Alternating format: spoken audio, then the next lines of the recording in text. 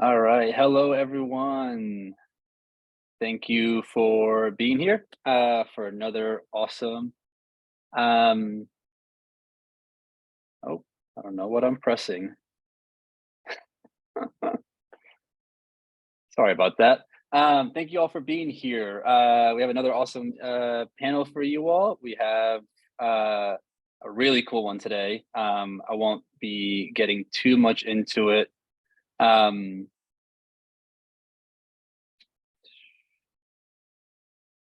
Sorry, I'm having a bit of an issue with the view right now.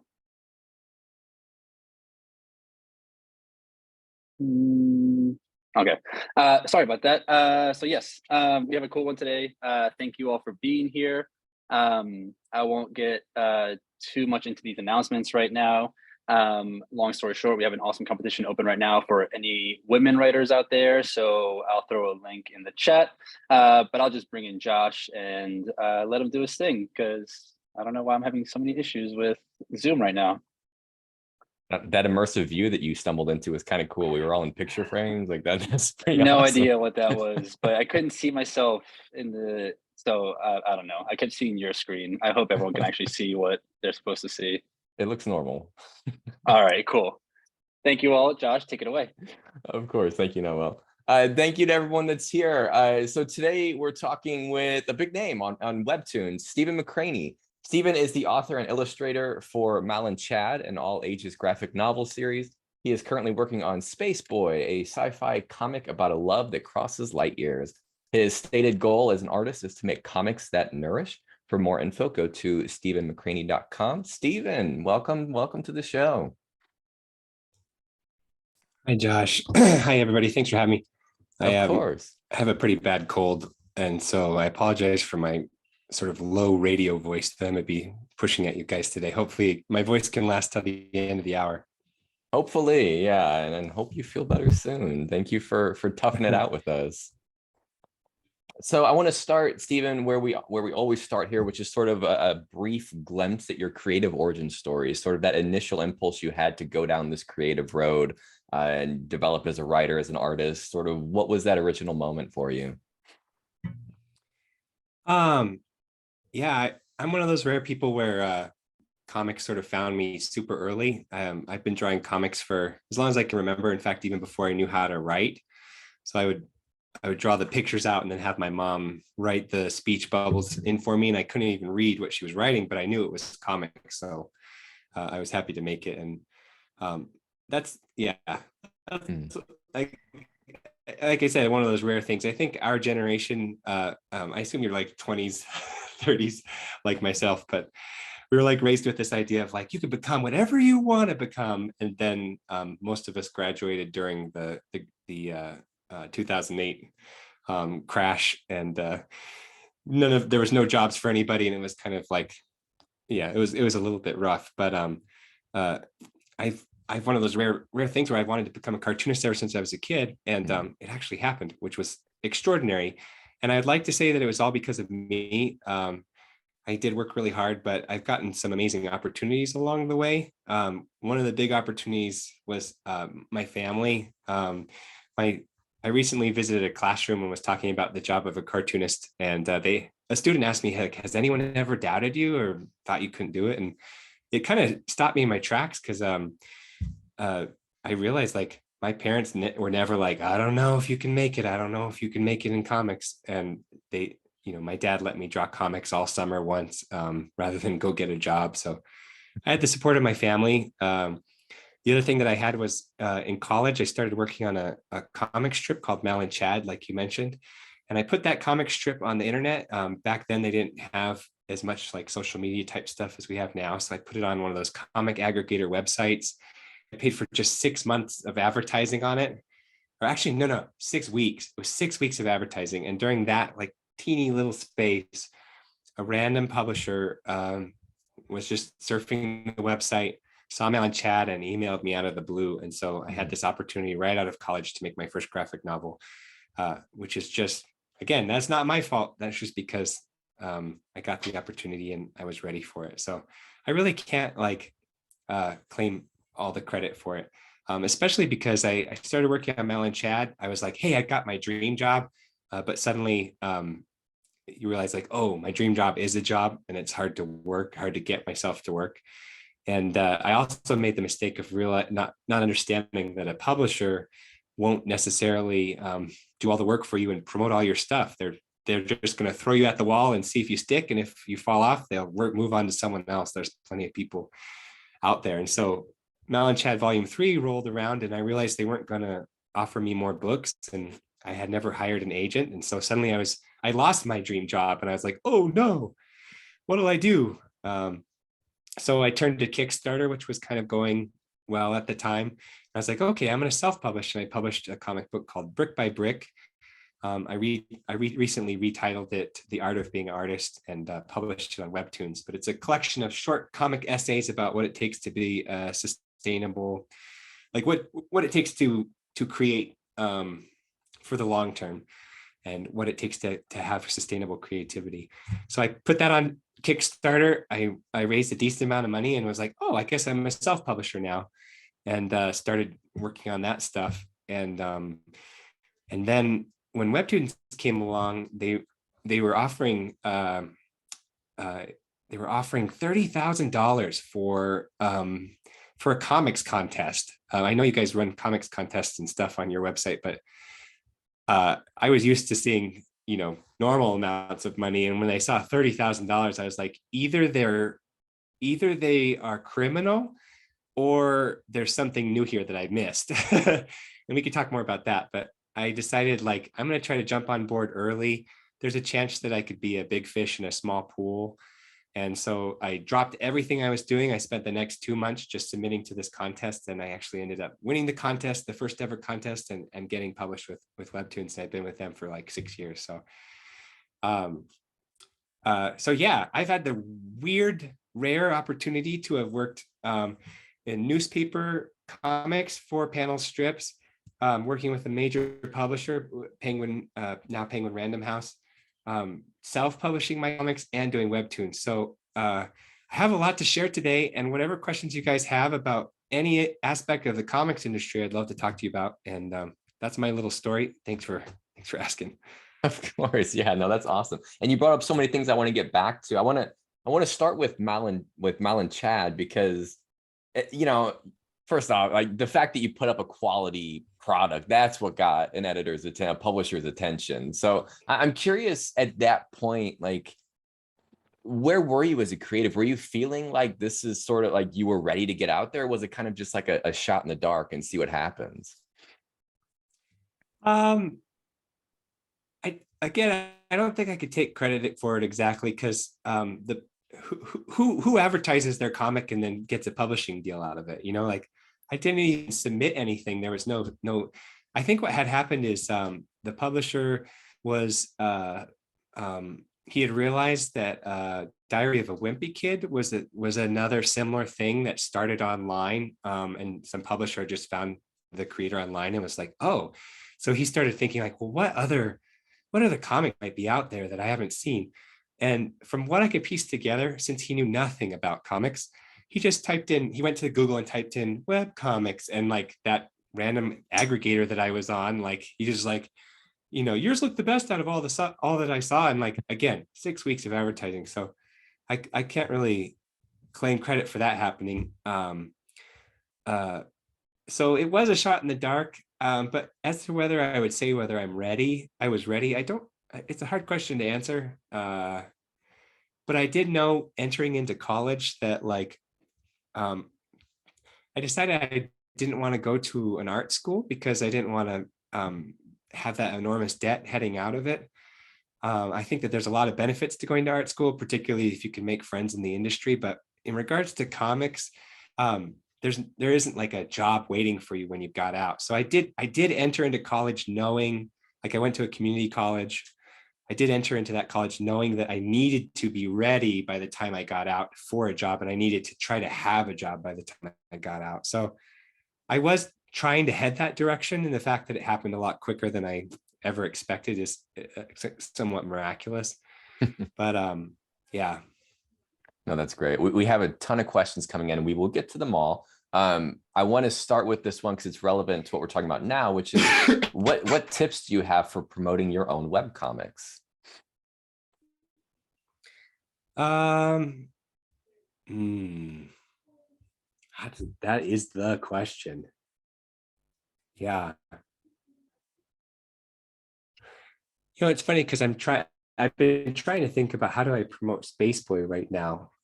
And I'll bet a lot of you are guys might think like, why are you trying to think about how to promote Space Boy? Like you have, I think it's something like 400,000 subscribers, but I've built a larger business model out on it. And so I'm like, oh yeah, the more I can get, the more people I can kind of bring into all of my whole business model, my funnel that I have going. But even that question I like struggle to deal with because I'm making the comic so quickly. But let me try to give my best honest answer. I think there's a priority list that you need to have before you start promoting. And one is I think that in an ideal world, you would be like, the opportunity might come along. Like, I bought that 6 months of advertising. Maybe that I would have gotten the publisher offer, but like if I wasn't ready to take hold of Even I think we're losing you. if I didn't have the skills to take hold of that my connection's a little unstable. Can you hear me now? Yeah, you're back now. Okay, I apologize. Where did I leave off? You had just began. So if you want to start where you began there. Well, that's good because the answer was pretty terrible. Okay, well, I hope my internet holds up then. I guess in summary of what I just said,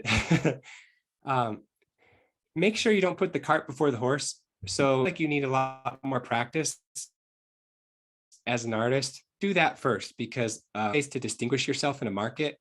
One,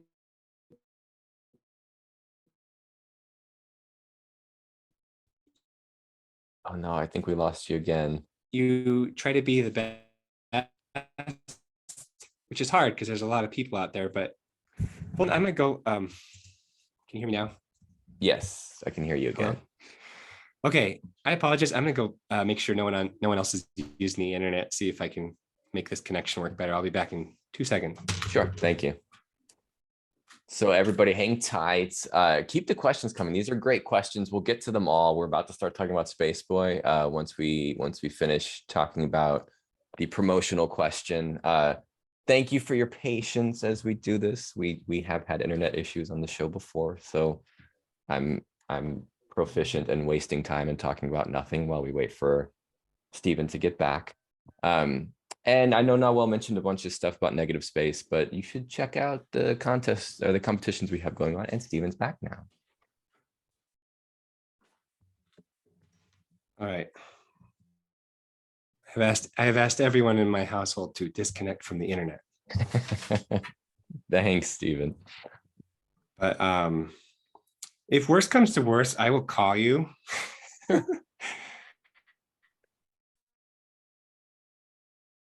And we can make this happen over the local data on my phone to join the Zoom call to make it happen. That works.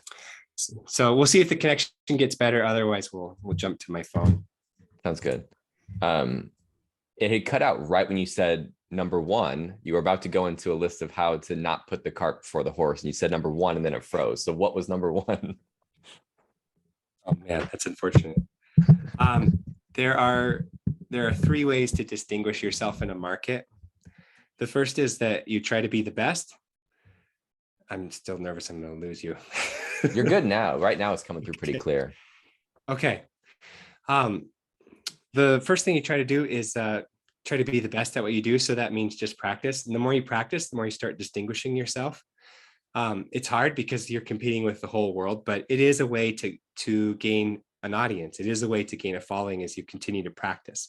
Mm-hmm. The second way to do it is you try to be different, meaning like there's a big category and you're like, I'm like Harry Potter, except if Harry Potter was evil. And people are like, oh, and you can create a new category for yourself to compete in. So you go into the category of fantasy, but then you create something a little different, a little off, and people are like, oh, I like this genre that he's created. And the other way to do it is to be the first. So with Webtoons, I had the unique opportunity of being kind of the first there, the first to market. And even though I don't think my comics can necessarily compete with some of the stuff that I see in the Canvas section these days, because I was there early, I had that opportunity. So those are the three things I'd recommend if you're trying to get out there, be the best, be different, and be the first. Otherwise, like I would focus on those things first before like kind of trying to get an audience, because there's only so many ways that you can like beg people to look at something. Yeah. No, that's good advice. So let's get into Space Boy, because that's that's the one that's ongoing. That's the one that's amazing. Not that all of your other work isn't also, but Space Boy is actively amazing. When did this is the one that won the contest. When did you start working on the story, and what was it that pulled you into the story first? Was it a character, the setting, or what was sort of the seed that sprouted it all?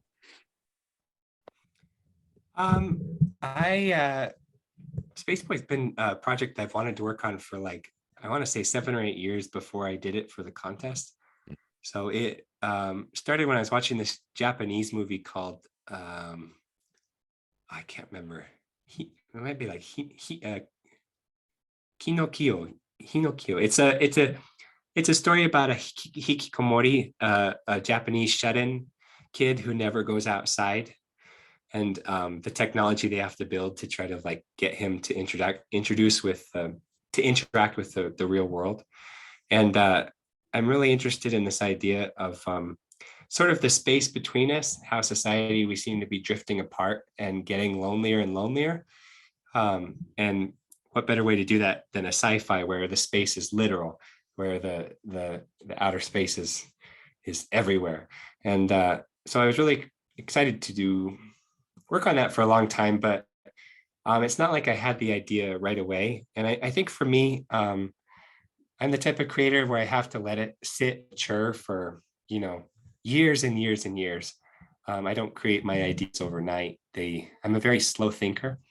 And so Space Boy was 8 years in the making. I definitely recommend slow thinking to anybody who's trying to create something or frustrated with something that they're working on, because it's just like, put it on the back burner, revisit it in 5 months, revisit it in 10 months, and then you'll be a different person by then, and you'll be able to add new dimensions to the work that you're already working on. And had you tried to get Space Boy out there before Webtoons, or was this sort of the first time launching it out there into the world? Yeah, Webtoons was definitely the seed, or the impetus. I'm so thankful to Webtoons, because until Webtoons, so like I mentioned, I had sort of lost my cartooning job. I had this dream job. I never got an agent. I never got someone to advocate for me or help me find new work. And so when Mal and Chad ended, I was kind of back to square one. I had like thrown away this once in a lifetime opportunity, it felt like. And I didn't know what else to do. So I was trying to think of new projects, but I was doing what I call fear-based thinking, where I'm like, oh, I need to make these type of creative decisions in order for people to like my stuff. And so I'll create like Save the Cat sort of template type stories that were no good. But what I really liked about Webtoons was that I was forced to create in the moment, and to sort of let go of all of the templates and the story structure stuff and the cookie cutter things that I was trying to create, and just sort of let it pour out of my heart. And because I didn't have time to plan, this long story, I just had to keep running. And as a result, it's been a lot more improvisational, a lot more exciting. And I'm really thankful to Webtoons for that. And then I want to ask you about sort of the day-to-day of creating this, because it sounds very labor intense. Like, this is something that has regular episodes that go out regularly, and you do the writing and the art. Like, you are the person that makes this happen. So what's the workload look like? What does your day-to-day look like while you're working on this? When I first started with Space Boy, I was working like 50 to 60 hours a week. Um, it was not sustainable, which is ironic because I wrote a book about sustainable creativity. And I was not living a sustainable life. So it's been a journey for me to get to a place of sustainability. I think that if I was living in Korea doing the same job, the expectation would be that I just continue to work, 60, 70, 80 hours a week and sort of churn out this work. But I've kind of tried to force WebToons, not force the platform, but just force my relationship to the platform into a place where I only give an amount of comics that's sustainable for me. But that said, I am producing back. I'm still producing two 450 to 500 pages a year, about 2 graphic novels a year. And there was a time when I was doing 3 graphic novels a year. So like my process is really specced out around speed and what can be automated, what can be again. Did I lose you again? No, you cut out a little bit, but you're fine okay now. I got the little message that my video stream was getting unstable. So yeah, my process is really specced out around creating comics fast. One of the things I realized really early on, I was looking at the career of Osamu Tezuka, and I calculated it out because he did something like 140,000 pages of comics in his lifetime within like 40 years of making comics or something. So I looked at it as like 12 pages a day with no breaks. And I just couldn't believe it when I did those calculations. Now, he only got 4 hours of sleep a night, and obviously that's not something I want. But I think there is something to be said for being able to produce comics fast because it's inherently a slow medium. And there's an enormous competitive edge to be gained around being able to produce fast. So if you guys have any questions about how I produce it, we can get into it more. But I would love to share all the secrets I've developed around how do you make comics fast. Yeah, please. If you want to jump off from there, that's a great thing to talk about. So how do you make comics fast? Every single stage in the process can be optimized. I don't even know if I'll be able to cover everything, but we'll break it down into writing and drawing. For the writing stage, something I found that's been really helpful is how to sum it up. So like I said, with stories previously before Spaceboy, I was sort of trying to write to a template or write to a theme. It's like you pick your message, you pick your demographic, you pick your really awesome buzzword title, and then you try to create something based around that. And it's like, it's kind of like building a clock. Like you're writing this graphic novel and it's like building a really compact clock with all these gears that fit together perfectly and pay off at the end. It's extremely hard to write. Short stories are actually very hard to write. And I would say that most graphic novels equate to about a short story of prose. So it's not even a novel, really. It's more like a really tight short story. That's very hard to do. It's very hard to write like that.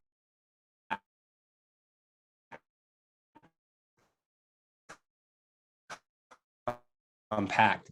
But if you have the free, if you've ever played D&D, it becomes more of an improvisational session where I assemble my characters. I tell them the situation. I have in mind what I want to happen as the DM, but if my characters decide to go a different direction, I'll let them go that way. And my goal is to be as faithful to their desires as I can be while pushing it in the direction I want it to go.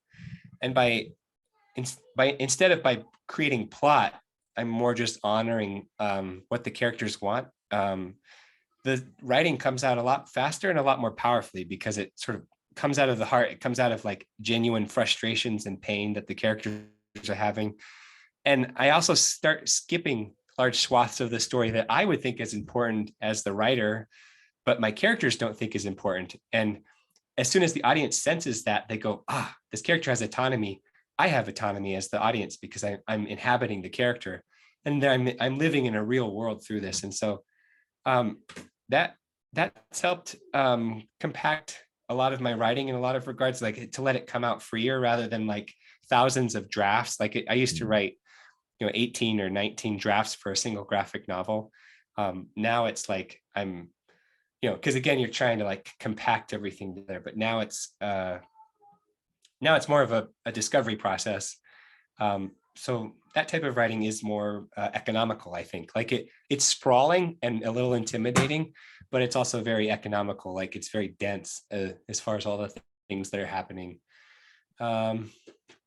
So that's writing. I want to add in one more note. I used to work really super hard up to the deadline, and then I'd sort of collapse, and then work really hard up to the deadline and then collapse as soon as I get that done. Now, every single one of my days is sort of a microcosm of everything I need to do in my life. So it looks like this, where like I'm doing 9 panels a day. I know exactly how many panels I need to do every day. So I'll do 1 hour of writing in the morning. I used to draw the episode and then turn it in, and then I would have to spend 3 days writing a new episode, and then I would have to draw it, and then I'd turn it in. Now I'm writing every day, I'm drawing every day, I'm penciling every day, I'm inking every day. I'm doing all the steps every day, and it diversifies my movement, it diversifies my thought process, and I don't get burned out as easily. So just that little teeny tweak has gained a lot of productivity. And then finally for the drawing portion, I can actually screen share at some point my setup, but I use a lot of 3D assets, which are really good. I even use some 3D assets to help me pencil my characters. I ink relatively fast, and then I've hired some people to help me color.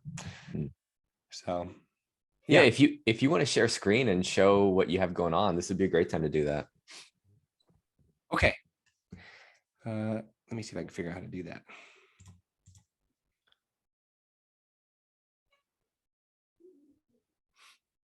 Yeah.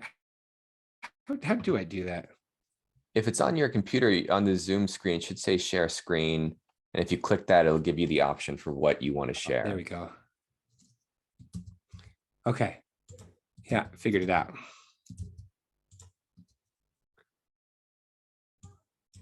Ooh.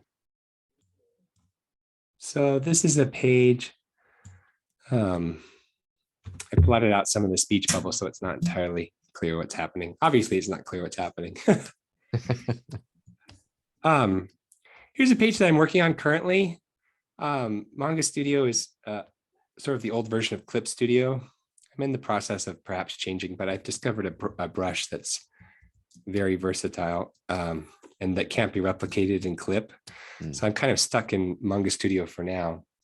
But every single tool in Manga Studio is something that you should learn about. For instance, the background ruler. If you can set your background so that everything automatically draws towards a horizon line. But recently, what I've been doing, let's see if I can show you guys. This background right here was a background that I 3D modeled, and I used to actually have to pay someone to go over those lines, that line work with my characteristic Spaceboy line. But I recently realized that in Clip Studio, you can actually do something called extract line work, turn that into a vector layer, and then change that vector layer into a pre-designed brush that you have.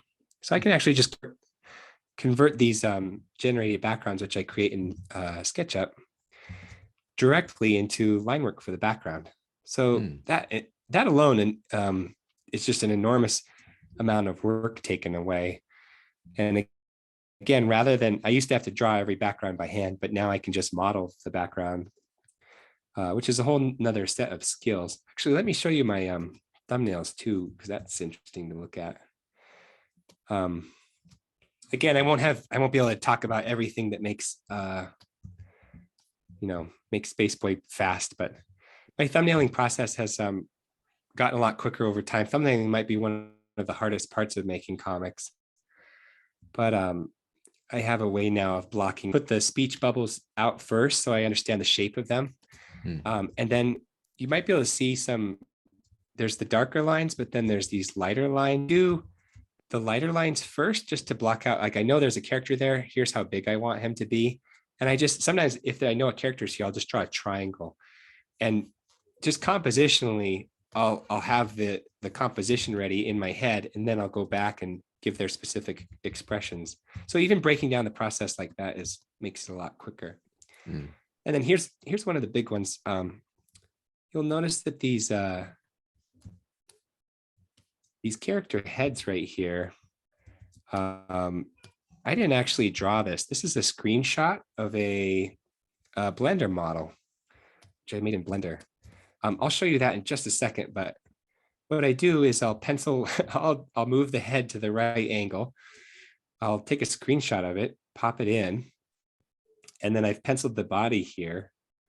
Once I do that, I'll knock it back, and I won't even draw the clothes on. I'll just start inking, because digitally, ink is basically like an eraser. So there's no need to do a lot of this stuff, to pencil a lot of this stuff first. May as well just draw it. Mm. So people in the podcast can't see this exactly, but I'm sort of inking over this model, and it's coming out pretty quick. And then I add the clothes on as I go. But that's one of a million ways to save time. I do want to show you guys on the screen here. I think I might have to switch to share screens, but I'll pull up a Blender model because it's really neat looking. Mm-hmm. Yeah, you will have to switch share screen. Okay. While you're doing that, there is one question that's getting asked, and I want to. It's a softball question. I love it. What is your favorite Spaceboy character? Who is your favorite Spaceboy character? I like Zeph a lot. Zeph is a character who is kind of always on the losing side, and I think we all relate to him because he doesn't seem to have a lot of luck in love or battle or whatever it is. I love it. And then, there's a lot of good questions in here. So I'm gonna pepper you with some simple questions while you're doing this. What's your favorite movie of all time, either animated or live action? I'm a big sucker for Miyazaki films. Hmm. Yeah, I love Miyazaki films. Mm-hmm. Yeah, that would be my. And out of the Miyazaki films, I really enjoy. I like Castle in the Sky a lot.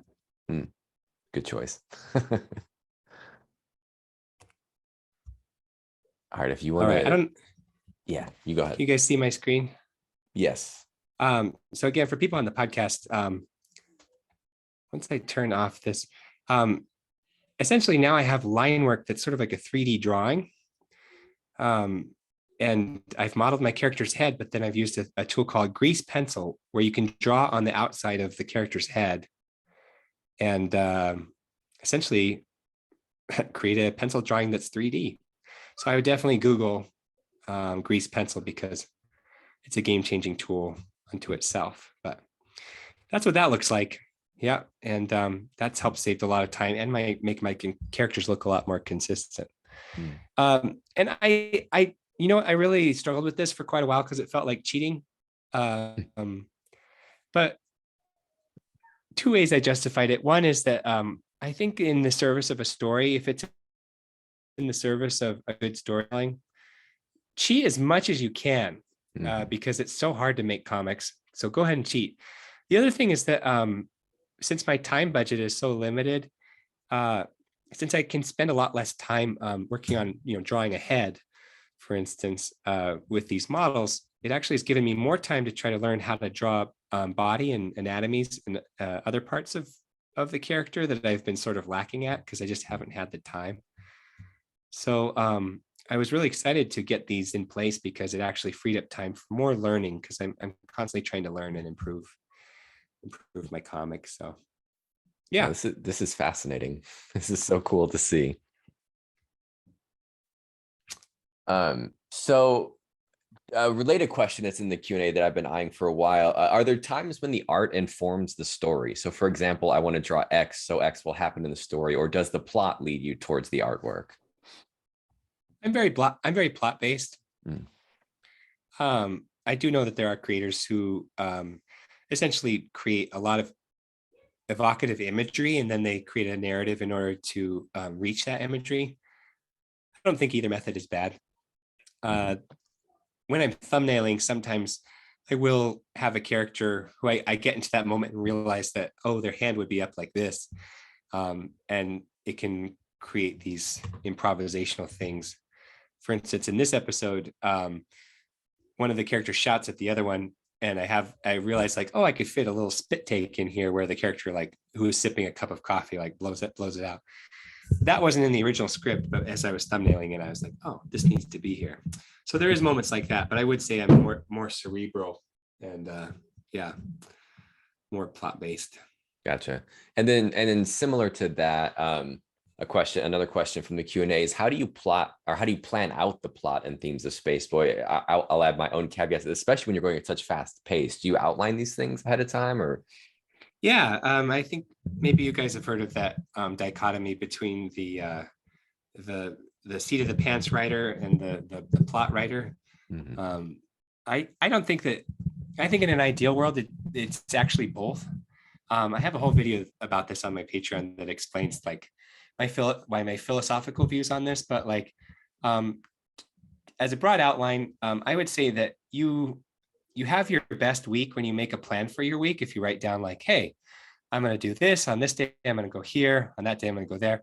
And then when you actually live the plan, it never goes according to plan, because life is life. And you get to certain parts and you realize like, oh, I'll never be able to do this because I don't feel like it or whatever. But the weird thing is having the plan actually still helps, in spite of the fact that the week doesn't turn out the way you wanted it to, because it allows you to see what's important. And so even though chaos comes and pushes you over the hill on one edge, you'll still be able to course correct because you know what's important, as opposed to having no plan at all. And then you just sort of, it's just sort of chaos. So in a similar regard, I outline what I see coming ahead of time in the story and say like, okay, I know this is going to happen. But when I actually enter the scene to write the scene, I abandon all that and ask the characters what is going to happen. And I hope that my predictions about them are true, but I try to honor.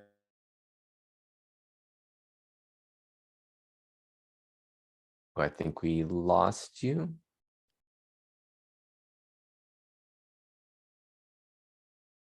Yeah, you're frozen at this point.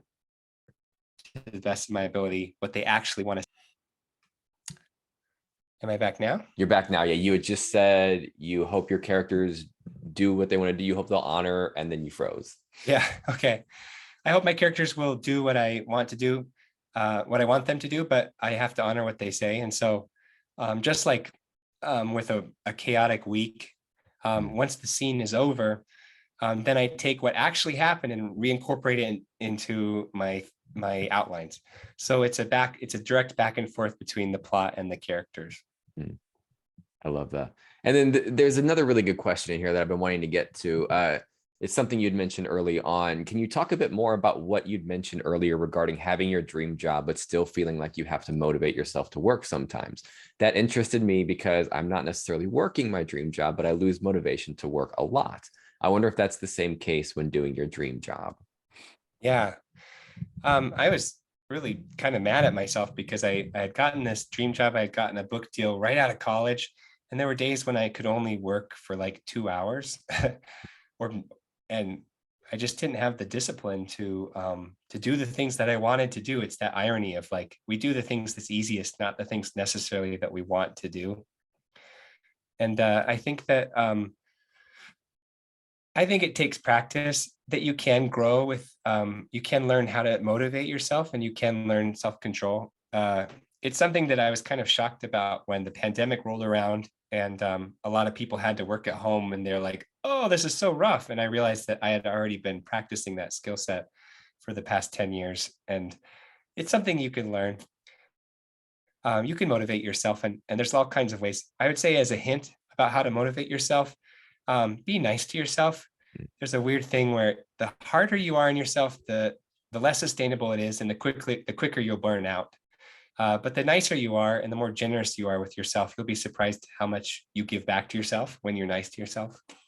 So that would be my hint about how to cultivate self-discipline. It's some of the best advice ever. Be nice to yourself. I love it. And then a question that I've been wanting to ask just popped up in the Q&A as well. Do you ever get bored of just drawing in Space Boy? Like, is this universe sustainable to live in as much as you do? I think some of the, yeah, I mean, it's different scales, right? So like if you do, I'm doing like 45 panels a week. And so, yeah, there are like some some grind panels, but I have this view of the story that's sort of like, I remember when I was a kid, like drawing one page was so huge. It was just like such a Herculean uh, thing to finish.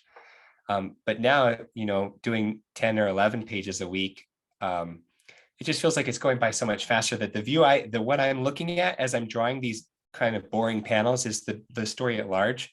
And the story at large is very fascinating to me. So I'm not necessarily looking at this panel and going, oh, it's so boring. I'm looking at the greater story and going, wow, it's connecting to something bigger. So yeah. I like that. And then I want to ask, since Space Boy is such a big commodity now, I mean, it's on bookshelves now too, which is the first time I saw it. And I was like, oh, it's a webtoon as well. Like I saw it through the bookshelf. So I'm curious how the success of Space Boy has it opened more opportunities for you? Like, I mean, it got on bookshelves. So what was the process in getting it into hard copy as well? As soon as after Mal and Chad, I realized like, oh, I should have gotten an agent as soon as I had a book deal. So there's two ways to go into the book industry. You can submit pitches and hope that someone picks you, which is not the worst way to do it, especially if you're talented. People won't ignore your talent. But the other way to do it is to do it backwards. So I think a lot of people in their idea, they like, oh, I'll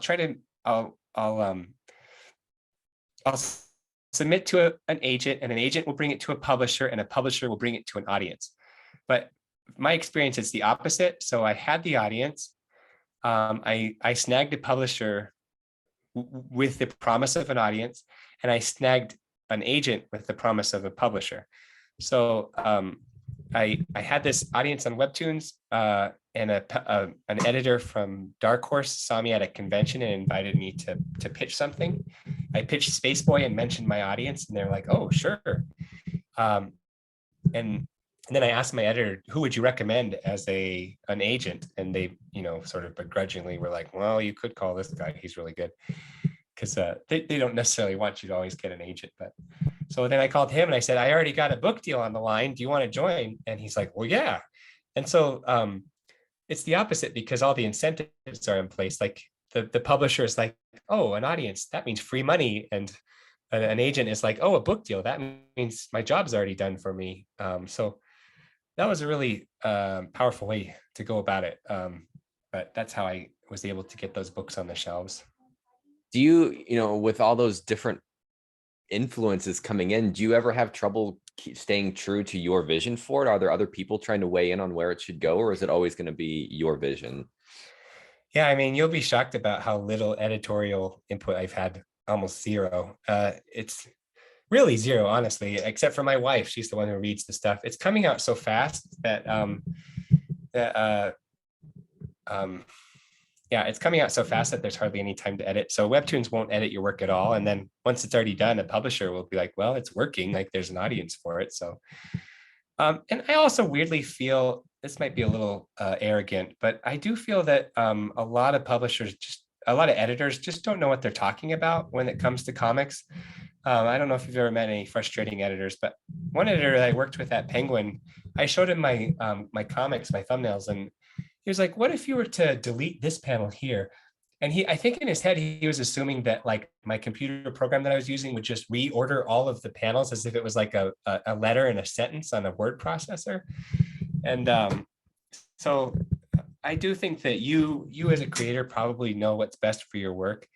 And that's an extremely powerful thing for me, this realization that like, because we ourselves as creators have consumed so much comics and stories and things, you kind of know when something's not right.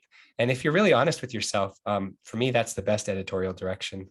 I love that. So many good answers you got here. I want to get to some more audience questions now. I just lost that one. There it is. Where would you like to see your career going with comics? What other things do you have in mind that you want to work on? Yeah, my goal is to get done with Space Boy. I am in this weird place where like, did I bite off more than I can chew?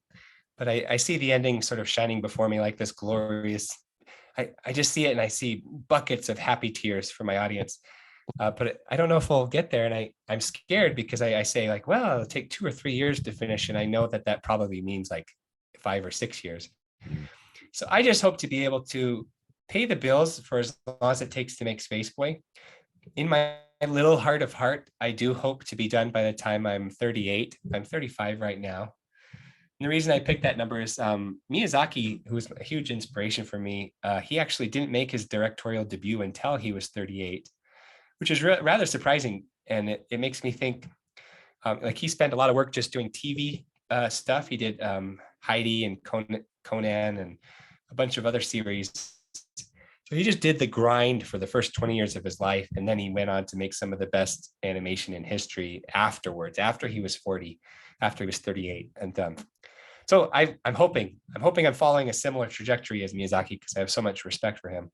But it just makes me feel a little bit better to still be working on Spaceboy, because I think if I could just get done even before I'm 40, I'll be pretty happy. And then I'm really excited to have, to have command of all the skills that I've learned and be able to create this webtoon to create the next thing, which I don't honestly know what it'll be. I have to ask, do you have an ending in mind? Like, do you know where it's going, or is it still sort of open? Yeah, I know the ending very specifically, and I just don't know how to get there. That's always the trouble. Yeah. All right, so let's get to some more fun questions here because we're almost out of time. So this question's been sitting here for a while, and I'm curious what you'll say. If Spaceboy would get turned into an animated TV series, they ask if he'll be picked up by Amazon Prime or Apple TV, but I want to throw it out. Who, if anyone could pick it up, who would you want to pick it up? I don't know. Honestly, anybody. It would be also nice if it was, sorry, is my internet dying again? No, you're good now. Okay. It'd be also nice if I got someone who allowed the vision of Spaceboy to carry through the message that there is hope for people. But I did have, my agent did hand it over to some writers who took it off and pitched it to a bunch of places. And Netflix was looking at it for a long time. And yeah, no bites. Eventually they decided to pass on it. And so for now, it's not going to happen, unfortunately. But I don't know. Maybe we'll send it out for another round of pitching once the story's done. I hope so, because that would be awesome to see on the screen. That'd be so cool. Here's a question about working in comics. So question is, I'm currently in art school and would love to be an assistant for a webcomic to get started in the comic world. Where do you find those kinds of jobs? Where do people find their web comic assistants? Well, you could email me. I actually employ, well, I work with interns who do like a 3-month internship with me, and they basically color flat. But we meet every single week, and I give them as much feedback on their work as they need. And they learn my process and my workflow. So go ahead and email me. Otherwise, check people's internet and Twitter's, check people's like social media. They'll often be advertising for internships. Awesome. It is unpaid, but I have had people get college credit for it in the past. So, thank you. And let's see here. Which animation studio would you like to work for in the future? I don't know if I'd like to work for one. I think I just want to make comics. Yeah, I don't know if I'd want. If it'd be, I don't know. There's some amazing studios out there that could probably, do a great adaptation of Spaceboy. It'd be really neat to see it animated. I would prefer animation over live action, but I don't know if I'd want to work for a studio. And here's something about, I think you touched on this briefly, but how do you manage time working full-time and drawing a web comic? Was there a time where you were doing that, where you were trying to balance the day-to-day with the creative side of things? Just to be clear, it is my full-time job. I only work on WebToons. And so, but how do you balance it without burning out? Yeah, that is a hard question. I think the biggest thing is, like I mentioned, having your minimum effective dose. What is the smallest amount I can do on this project every single day so that it turns into a habit, rather than, oh, my deadline's here, so I'm not going to work, but then I'm going to work, then I'm going to work really hard, then I'm going to work really late into the night, and then the next morning I'm going to crash.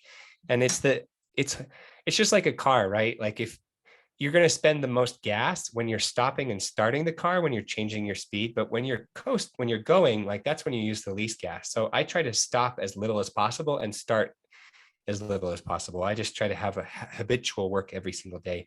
So if you did one panel a day on your comic, you would get far more done than trying to do, 10 panels one day a week. Mm. And there was a question I wanted to ask you that I actually completely missed asking, which is, you've worked in traditional comics with the print, and you've worked with webtoons. As far as the production of it, does it challenge, like, was there a learning curve to learn the specifics for webtoons, or was it a pretty natural fit for you? I figured it out pretty quick. I think early on, people were having trouble by not having speech bubbles that were large enough for the mobile version. I feel very fortunate in that I figured out a way to draw the pages first, assuming that it would go into a book, and then I lay them out in Webtoons format, spacing it appropriately. And I've made it so that the speech bubbles are big enough. They're not as big as they could be, but they're big enough for a mobile version.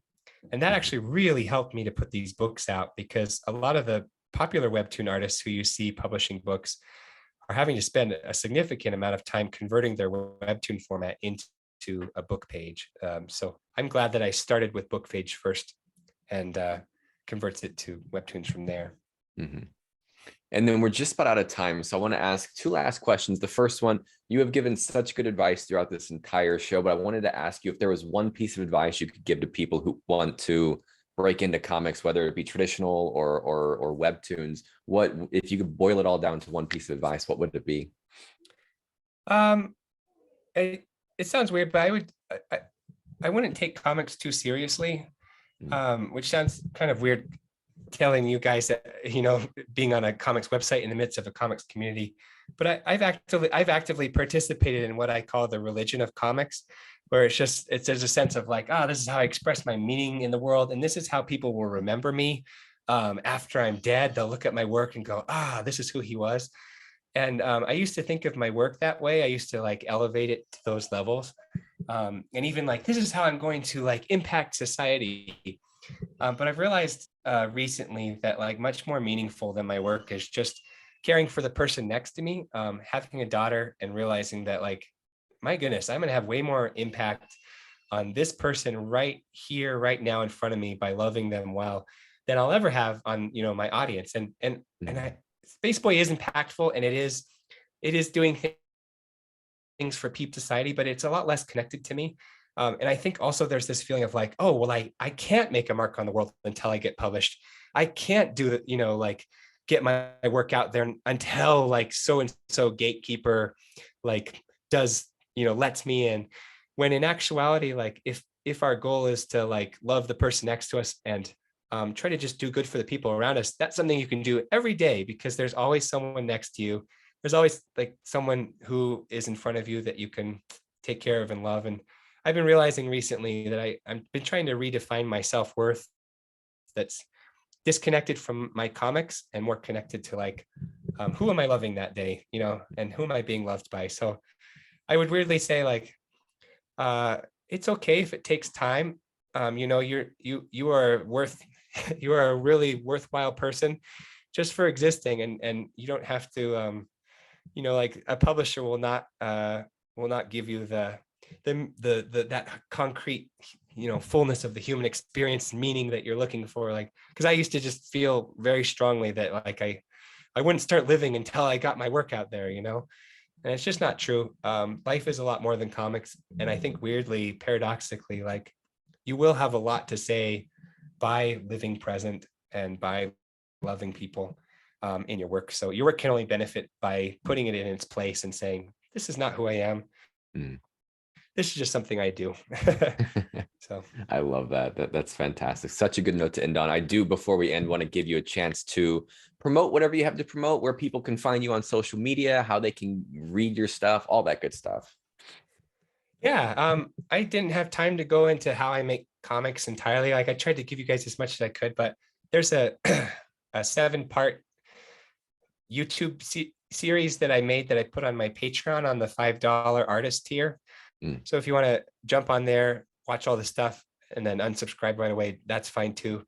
But it's like each lecture is like a rambling hour where I really go into lavish detail about every aspect of how I create comics.